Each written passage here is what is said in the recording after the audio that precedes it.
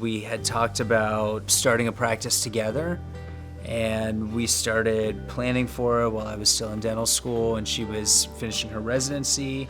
And then we opened the practice pretty much right when I graduated in 2010.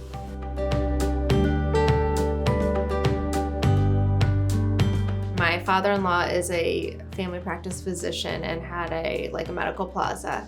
And his practice was called Sedalia Medical, and he was established for 30 plus years in the Groveport community and was like, I have a space for you guys, and really ignorant and full of debt. We were like, oh sure, let's open a business. So we opened this practice with just 3 operatories, and honestly our mom's basically running the front desk at first, and quickly grew to fill the 6 operatories. Fast forward about 7 years from there, we ended up opening a second practice, actually purchased a practice or merged with an existing practice, a guy that I knew from home. I ended up working with him for a year, then he retired.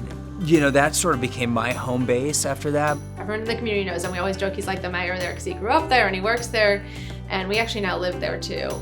So our kids are also growing up there. So we had the Bexley practice, which then outgrew that 3-op space, and we bought a new building there.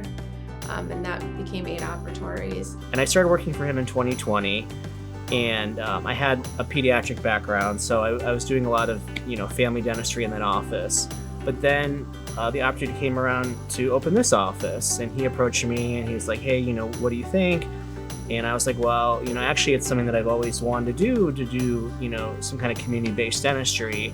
So we opened this office in October of 23, and it's kind of unique to have a Medicaid-based practice that sees both kids and adults, where the whole family can come, because a lot of pediatric specialists take Medicaid, but they don't see adult patients, or vice versa. So I knew that when we had the discussion of this office, that we would have kind of this unique place to see both those patient populations and see more of the underserved community. All 3 of them, we've kind of started one size and then expanded. About 2020, 2021, we decided to open a bigger facility for the Groveport location. We moved to this new facility, went from 6 operatories to 10 operatories. And then at the Bexley office, we did a little bit of renovation, made it into 4 operatory practice, but quickly realized that we would want more space than that, and then found a relocation for the Bexley practice, where we now have 8 operatories, but we are about to expand that one to 13 operatories. So Patterson's helping us with that. And here at Whitehall, we started also really small. I want to say they had 3 or 4 operatories as well.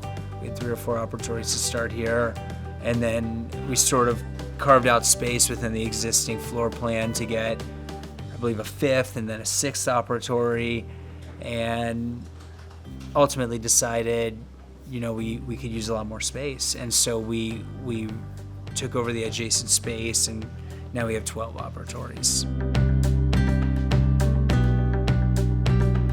I think that any company can provide you cotton rolls and supplies, but the one thing that Patterson's always done for us is been there in a time of need, right?